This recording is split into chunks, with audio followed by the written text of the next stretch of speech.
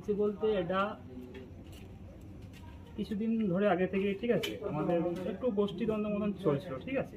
এবারে আজকে কিছু লোক ঠিক আছে একটু ড্রিঙ্কস করেছিল, সেই ড্রিঙ্কস খেয়ে একটু মোটামুটি ঝামেলার মতন সৃষ্টি করেছে, ঠিক আছে। এর থেকে আর কিছু নয়, ঠিক আছে। এইটুকুই আপাতত, এইটুকুনি একটু ঝামেলা হয়ে যাবে, মদ খাওয়া ব্যাপার নেই, ঠিক আছে। আপাতত সব ঠিক হয়ে গেছে, আপাতত এখন সব শান্ত আছে, ঠিকই আছে বলতাম, আর কোনো কিছু হয়নি। দুবরাজপুরের পদুমা গ্রাম পঞ্চায়েতের বোদগ্রামে তৃণমূলের দুই গোষ্ঠীর সংঘর্ষে আহত 5 জন। প্রত্যেককেই দুবরাজপুর গ্রামীণ হাসপাতালে চিকিৎসার জন্য নিয়ে আসা হয়। পরে তাদেরকে দুবরাজপুরের একটি বেসরকারি হাসপাতালে চিকিৎসার জন্য নিয়ে যাওয়া হয়। এদের মধ্যে শেখ নূর আলম ও ভজহরি মণ্ডলের আঘাত বেশি হওয়ায় তাদের দুর্গাপুরের একটি বেসরকারি হাসপাতালে চিকিৎসার জন্য নিয়ে যাওয়া হয়েছে। পরিস্থিতি এখন স্বাভাবিক, এলাকায় রয়েছে পুলিশ।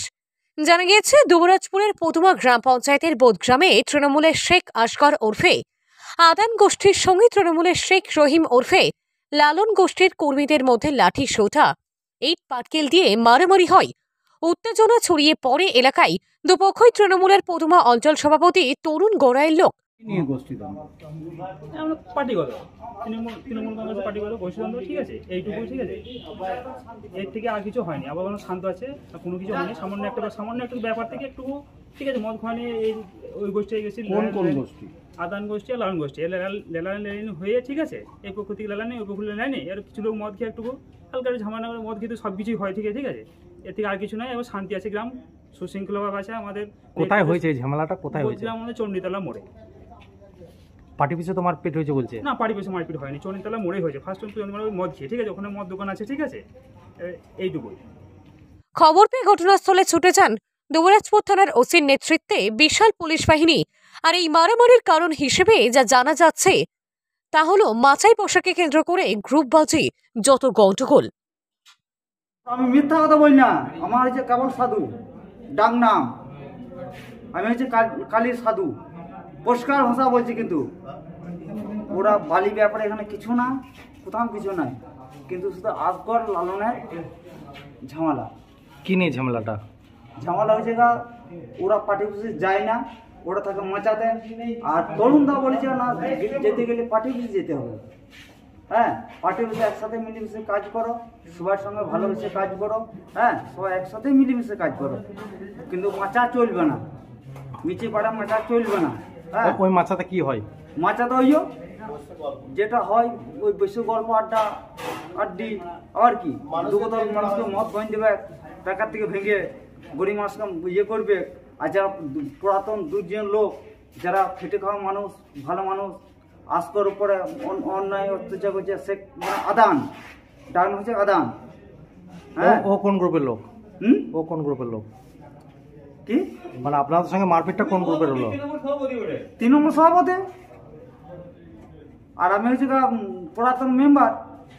ও হচ্ছে পুরাতন সভাপতি, আমি হচ্ছে পুরাতন সভাপতি মেম্বার।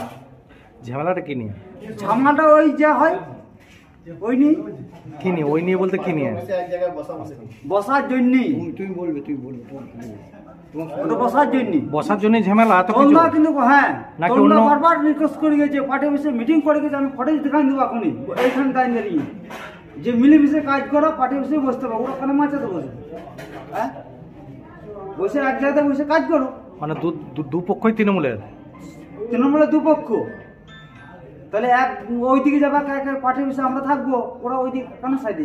তৃণমূলের অঞ্চল সভাপতি তরুণ গড়াইয়ের দুই গোষ্ঠী লালন ভার্সেস আদান গোষ্ঠীর যে লড়াই, এলাকা দখলকে কেন্দ্র করে সেখানে ইট বৃষ্টি থেকে শুরু করে মাথা ফাটানো প্রত্যেকটা বিষয় সাধারণ মানুষ দেখেছে। লজ্জা লাগে যে দলে কোনো নীতি নেই, গোষ্ঠীর ওপরে গোষ্ঠী, তারপরেও তৃণমূলের নেতারা স্বীকার করে না যে তাদের দলের মধ্যে গোষ্ঠীকন্দল আছে এবং মানুষ এই সমস্ত কিছু থেকে পরিত্রাণ চাইছে। তারপরেও আজকে ক্ষমতার যেভাবে অপব্যবহার করে সমাজে যেভাবে অশান্তি তৈরি করছে, এর জন্য দায়ী তৃণমূল কংগ্রেস। মানুষ ঠিক সময়ে তার জবাব দেবে। মানুষ চায় শান্তি, মানুষ চায় উন্নয়ন। তৃণমূল যেভাবে নিজেদের উন্নয়ন করেছে এবং এই উন্নয়ন করতে গিয়ে যেভাবে গোষ্ঠী কন্দল থেকে মাথা ফাটানো থেকে খুন খারাপি থেকে এলাকায় যে বাতাবরণ তৈরি করেছে তার জন্য দায়ী থাকবে তৃণমূল কংগ্রেস। দেখুন, এটা তো এখনও পর্যন্ত আমরা সেইভাবে ব্যাপারটা পর্যালোচনা করিনি। তবে এই ধরনের ঘটনা যখন ঘটেছে তো নিশ্চয়ই আমরা এই ব্যাপারে উদ্বিগ্ন হয়েছি, কারণ সামনে নির্বাচন আসছে। এই নির্বাচনের সময় ছোটোখাটো ব্যক্তিগত সংঘাত নিয়ে নানা জায়গায় ঝামেলা হয়ে থাকে। ইতিমধ্যে এটা ঊর্ধ্বতন কর্তৃপক্ষের নজরে আনা হয়েছে, দল বসে সিদ্ধান্ত নিয়ে যা বলার বলবে। দেখুন, এখন গোষ্ঠী বলে তো কিছু নাই, এখন তৃণমূলময় হয়ে গেছে সবটাই, সবাই তৃণমূলের মধ্যেই আছে। কাজেই সেখানে বড় ঘর হয়েছে, এখন সামান্য ছোটোখাটো ব্যক্তিগত সংঘাতের কারণেই ঘটনাগুলো ঘটছে, এর মধ্যে রাজনীতি কিছু নেই। আশা করি প্রশাসন কড়া ব্যবস্থা নিচ্ছে এবং আমরা দলগতভাবে ওই ব্যাপারে বসে আলোচনা করে চিন্তাভাবনা করছি কী করা যায়।